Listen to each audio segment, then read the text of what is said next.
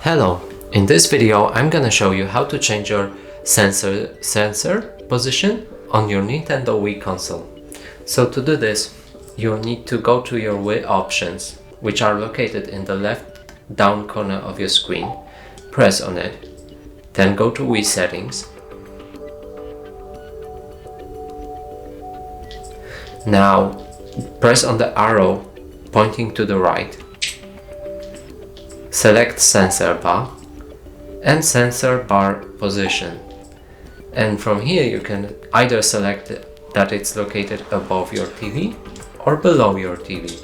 Mine is below, so I'm just gonna select that and confirm the option.